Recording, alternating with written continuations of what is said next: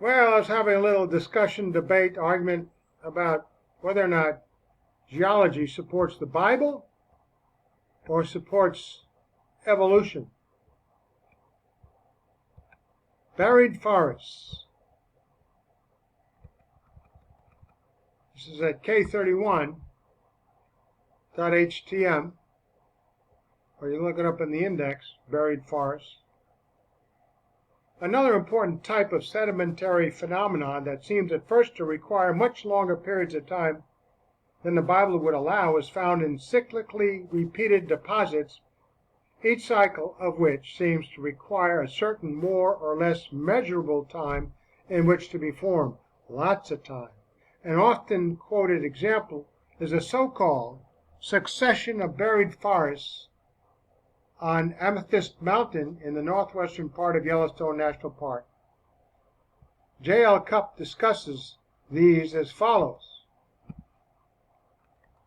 In Yellowstone Park, there is a stratigraphic section of 2,000 feet exposed, which shows 18 successive petrified forests.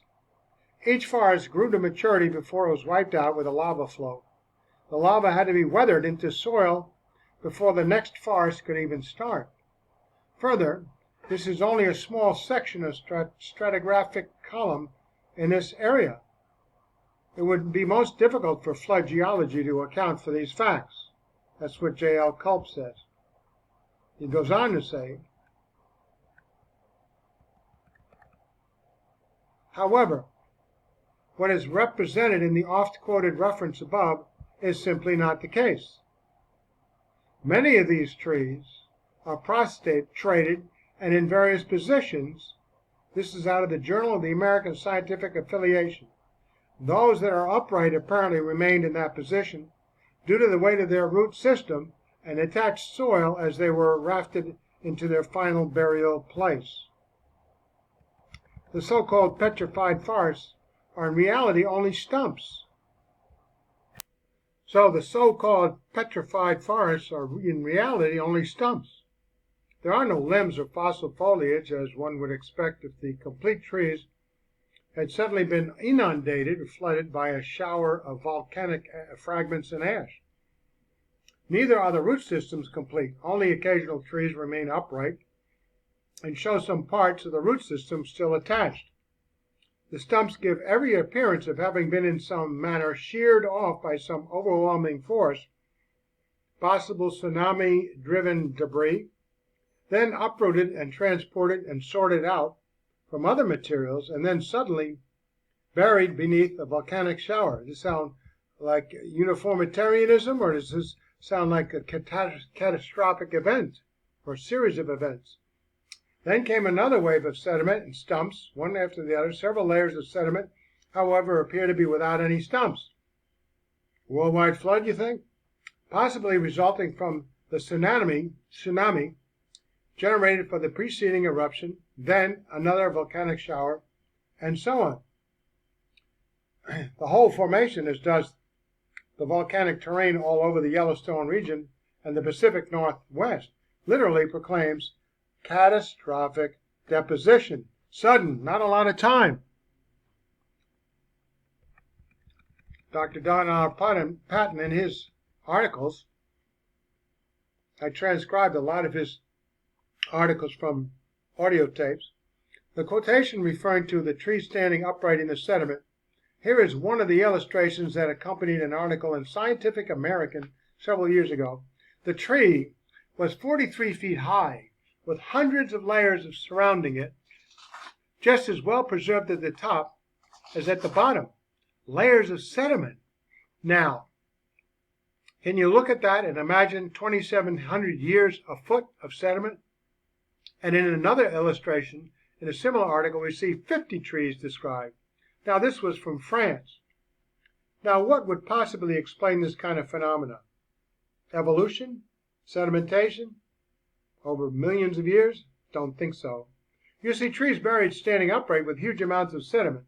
No, it takes something like a large flood, a catastrophic flood, to deposit sediments which bury a forest and cover the trees, and then to have these sediments form into rock rapidly. in order to preserve the detail that we see in the trees, as well as the top is at the bottom. I think that's an excellent description, an estimate of what happened, and it fits best with the evidence. And this kind of evidence is the world over. How can you believe in evolution when you see something like this? One tree after another, and all other items. Here's fossilized trees cut through millions of years of rock layers. Take a look at the picture. Over here, tree trunk. And over here, more tree trunks here. And here are the cut-off ones. Rock sediments, cutting through millions of years worth of rock sediment, or maybe it was the worldwide flood. A local flood could do the same thing. But you have to have a whole lot of water to make it instant rock. So polystrate trees, or more straightforwardly described as fossilized trees, standing upward through many layers of rock layers supposed as eons of time. Such evidence indicates rapid burial of the tree in mudslides and molten rock layers over a very short period of time, and destroys the idea that the rock layers represent many millions of years. Look at them all. Look at this. Look at this one here. How to get there and stay there for millions of years and have all that detail. Looks like the bark there, but it's fossilized. Here's a nice color one. Right? Pierced right through all these rock layers. Here's another one. All that rock, and there it is. Right here.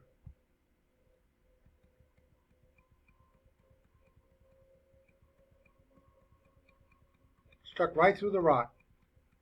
Now here, after the eruption of Mount St. Helens, that wasn't 100 million years ago, it was decades ago. After the eruption of Mount St. Helens, the trees covered the surface of Spirit Lake. Look at all these trees. In the thousands, snapped down like toothpicks. Polystrate trees, upright fossilized trunks pushing through many rock layers, are also called polystrate fossils. These specimens indicate rapid burial of the trees in mudslides and molten rock layers over a very short period of time, and not over millions of years. These upright tree trunks are found in all over the world. Some are found in rock layers, while others are found in coal seams, in king billy pines, celery top pines, and in southern hemisphere coal. One guy told me that, the one I've been arguing with. Oh yeah, coal, that's impossible. Coal takes millions of years to form. Really? Actually, we have artificial coal. We can actually make it in the laboratory. There are also polystrate tree trunks in the Yellowstone fossilized forests and in Nova Scotia and many other places throughout the world. Polystrate fossilized trunks occur in northern hemisphere coal, indicating rapid burial. So do you believe in evolution? Answer this one. Answer this problem. Look at this water here. These are tree trunks that are floating, but eventually they get saturated with water. As it says, as the tree logs become saturated with water, they begin to float upright and eventually fall to the bottom of the lake into deep sediments. Right? Millions and millions of years, right? Those tree trunks are only going to take a short while to get saturated with water and sink right into the bottom of the lake sediment. It's a website, answersingenesis.org. Fossils, how fossils are formed. Rapid burial. Now here's Yellowstone fossilized stumps with the tree split off, just like Mount St. Helens. Here's another. Yellowstone polystrate trees. No trunks. These were split and set in sediments. Not rocks. Not rock layers over millions of years. The evolutionary uniformitarian explanation for petrified forests with polystrate tree specimens find the lowest level of trees represents the most ancient soil level in forests. and each level above represents another forest, less ancient. The layers consist of mature trees. In some areas, trees have up to 1,000 rings, growth rings. In the first forest, the trees were growing in their natural habitat when they were covered with volcanic ash and other debris. Over time, the trees petrified and the surface ash turned to volcanic clay and to a soil layer. Another forest of trees grew up, matured, and was also buried by volcanic ash. And you can look at this website here, look at this picture. Here's the picture up here.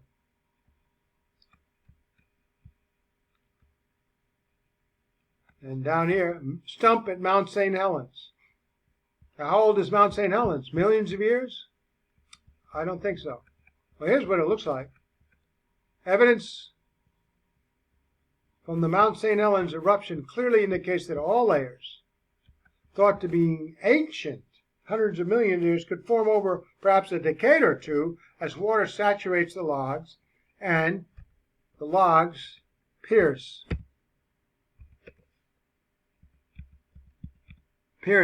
well, let me fix it.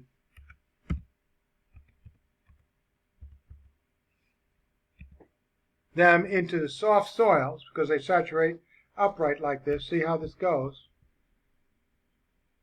Or down to the sediments, into soft soils at the bottom of bodies of water. After the water dries over perhaps hundreds or thousands of years, which then solidifies, the logs petrify, become the petrified forests we find around the world. We're not talking millions of years.